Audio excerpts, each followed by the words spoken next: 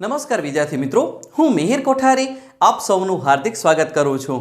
ધોરણ 10 ગણિત પ્રકરણ 14 આંકડાશાસ્ત્ર.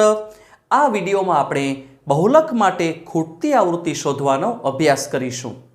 જ્યારે મધ્યક, મધ્યસ્થ કે બહુલક આ ત્રણેય માટે ખૂટતી આવૃત્તિ શોધવાની હોય ત્યારે તમને રકમમાં બહુલક, મધ્યક કે મધ્યસ્થ આનો જવાબ આપી દીધેલો હોય છે અને સૂત્રમાં જવાબ મૂકી અને ખૂટતી આવૃત્તિ શોધવાની હોય છે.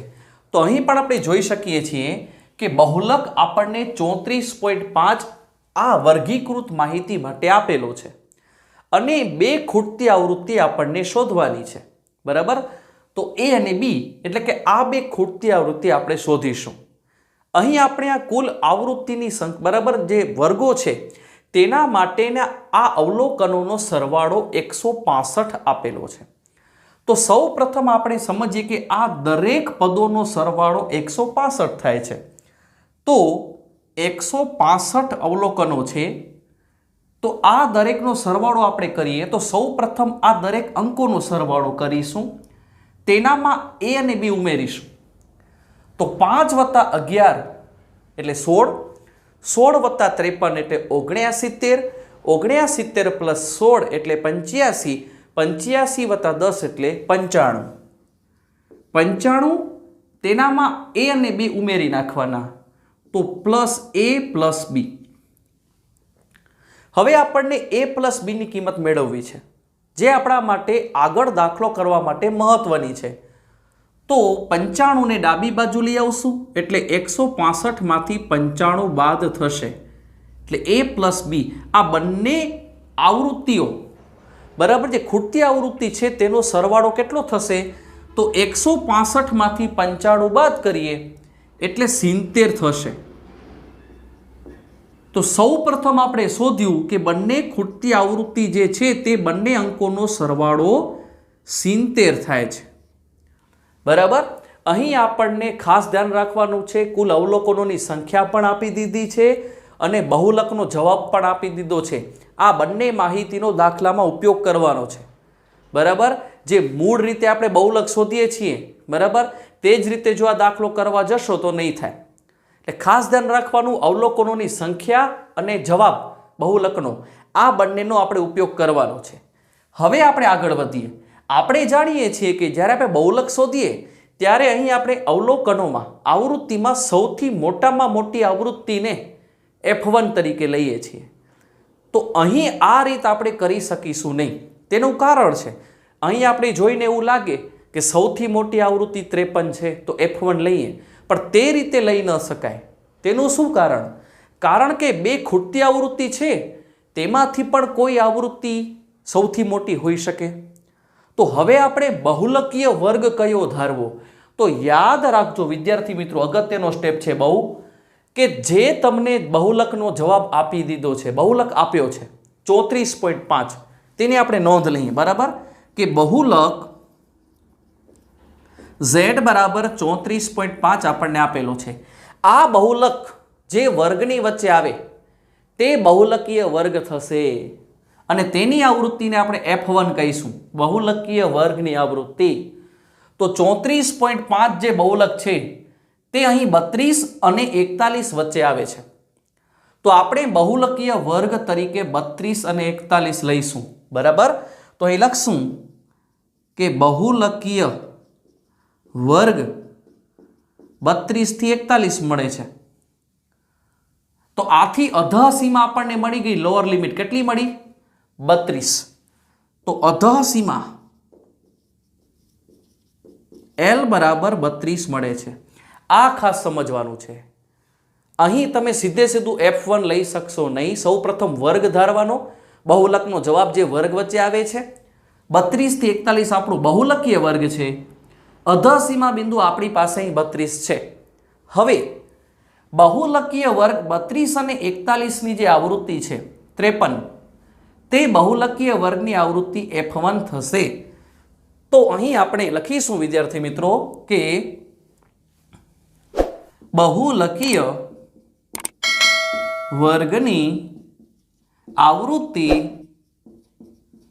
F1 બરાબર થશે 53. ત્યારબાદ બહુલકીય વર્ગના આગળના વર્ગની આવૃત્તિ થશે F0, જેને આપણે એ કહીશું. બહુલકીય વર્ગના આગળના વર્ગની આવૃત્તિ F0 બરાબર મળશે A, અને બહુલકીય વર્ગના બરાબર પાછળના વર્ગની આવૃત્તિ મળશે B. બહુલકીય વર્ગના પાછળના વર્ગની આવૃત્તિ F2, 53 ની પાછળની આવૃત્તિ કેટલી મળશે મિત્રો? B. અને આ દરેક વર્ગ વચ્ચેની વર્ગ લંબાઈ કેટલી છે? વર્ગ લંબાઈ h, જે 9 છે. બરાબર, વર્ગ લંબાઈ બરાબર h. તો અહીં દરેક વર્ગ વચ્ચે અધઃ સીમા અને ઉર્ધ્વ સીમા તેમની વચ્ચેનો તફાવત કેટલો છે? 9 છે. ઉર્ધ્વ સીમામાંથી અધઃ સીમા બાદ કરવાની, 14 - 5 એટલે 9, 23 - 14 એટલે 9. આવી રીતે દરેક વર્ગનો તફાવત 9 થાય છે. બરાબર, તો સૌ પ્રથમ આપણે અધઃ સીમા L શોધી, F1, F0, F2 શોધ્યા અને વર્ગ લંબાઈ h મેળવી. હવે આ દરેક કિંમત આપણે સૂત્રમાં મૂકીશું, પણ ખાસ એક વાતની ધ્યાન રાખવાની કે સૂત્ર તો આપણે લખીશું કે z બરાબર L plus F1 minus F0 છેદમાં 2F1 minus F0 minus F2 ગુણ્યા h. પરંતુ અહીં બહુલકનો જવાબ જે આપેલો છે, બહુલક જે છે 34.5, તે મૂકી અને દાખલો ગણવાનો છે. બરાબર, જો તમે બહુલકનો જવાબ નહીં મૂકો તો દાખલો થશે નહીં. તો કાળજી શું રાખવાની? સૂત્ર તો લખીશું કે z બરાબર L plus F1 minus F0 છેદમાં 2F1 minus F0 minus F2 ગુણ્યા h. અહીં z ની કિંમત મૂકી દેવાની, ત્યાં આપણને અહીં ખૂટતી આવૃત્તિ મળશે. તો અહીં આપણે સાદુરૂપ આપીએ તો z ની કિંમત આપણે બહુલકની કિંમત મળેલી છે 34.5 મૂકીશું. બરાબર, હવે સ્ટેપ બાય સ્ટેપ આગળ વધીએ.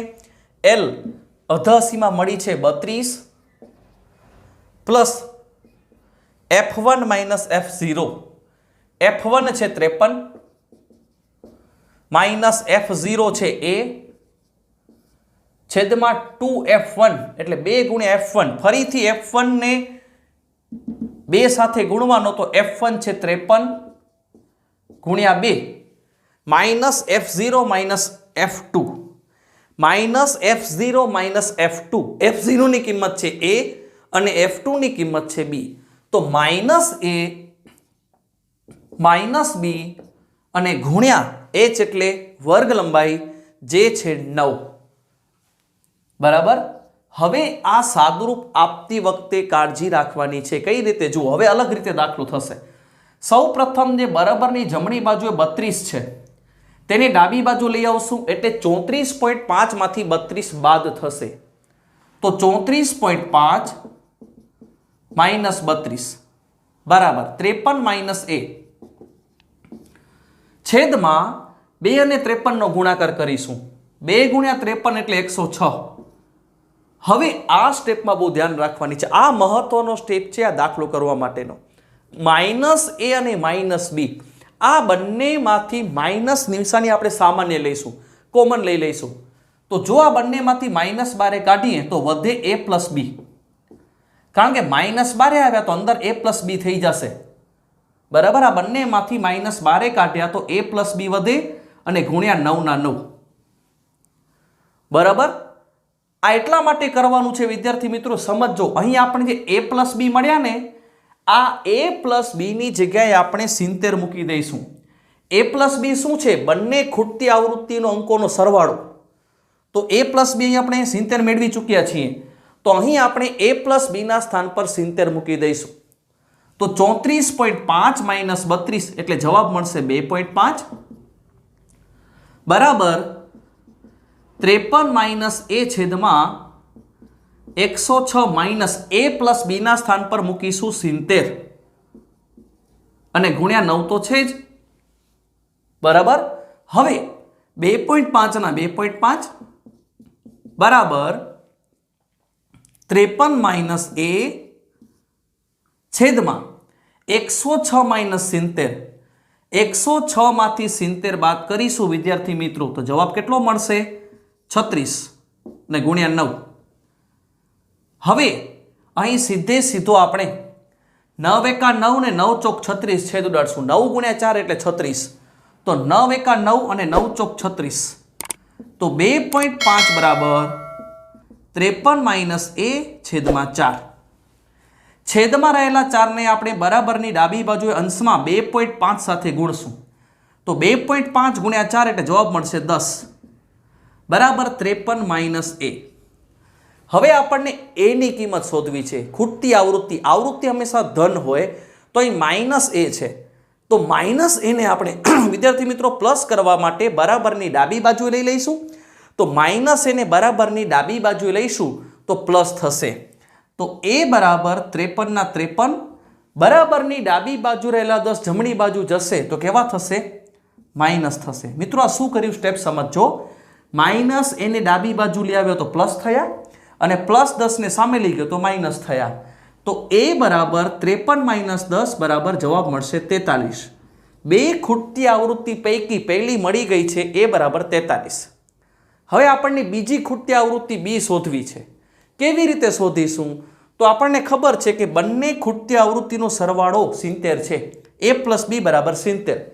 તો આ સૂત્રમાં a પ્લસ બી બરાબર 70 માં એની કિંમત મૂકી દઈશું એટલે આપણને બી ની કિંમત મળી જશે. તો એની કિંમત છે 43 પ્લસ બી બરાબર 70. તો બી બરાબર પ્લસ 43 બરાબરની સામે જશે માઇનસ થશે. તો 70 માઇનસ 43 તો બી ની કિંમત મળી 27. 70 માંથી 43 જાય તો જવાબ મળશે 27. તો આ રીતે આપણને બે ખૂટતી આવૃત્તિ મળી ગઈ છે. બરાબર વિદ્યાર્થી મિત્રો કે એ બરાબર 43 અને બી બરાબર 27. આપણે સરળતાથી તાળો પણ મેળવી શકીએ. બંનેનો સરવાળો જે ખૂટતી આવૃત્તિ છે તેનો 70 થાય છે. તો એની કિંમત 43 છે, બીની કિંમત 27 છે. 43 વત્તા 27 એટલે જવાબ 70 મળે છે. આ રીતે આપણે દાખલો ગણવાનો છે. મેન કયા સ્ટેપ ધ્યાનમાં રાખવાના છે? તો સૌ પ્રથમ એ જ કે જ્યારે બહુલકમાં ખૂટતી આવૃત્તિ શોધવાની હોય ત્યારે બહુલકનો જવાબ આપેલો હશે અને અવલોકનોની સંખ્યા એટલે કે આ જે આવૃત્તિ છે એ દરેકનો સરવાળો આપેલો હશે. તો સૌ પ્રથમ આપણે તે રીતે સરવાળાનો ઉપયોગ કરી ખૂટતી આવૃત્તિ જો બે આપેલી હોય તો બંને ખૂટતી આવૃત્તિનો સરવાળો મેળવી લેવાનો. અને ખાસ ધ્યાનમાં રાખવાનું કે સીધો અહીં આપણે ખૂટતી આવૃત્તિવાળા દાખલામાં F1 લેવાનો નથી. તો કેવી રીતે બહુલકીય વર્ગ ધારવો? તો જે બહુલક છે આ બહુલકનો જે જવાબ જે અંક છે તે કયા વર્ગની વચ્ચે આવે છે તેને બહુલકીય વર્ગ તરીકે લઈ અધર સીમા બિંદુ નક્કી કરી F1, F0, F2 અને H લઈ અને દાખલો ગણવાનો. અને ખાસ જ્યારે સૂત્ર લખો ત્યારે અહીં બહુલકનો આંકડો એટલે કે બહુલકનો જવાબ લખી અને આગળ દાખલો ગણવાનો હોય છે.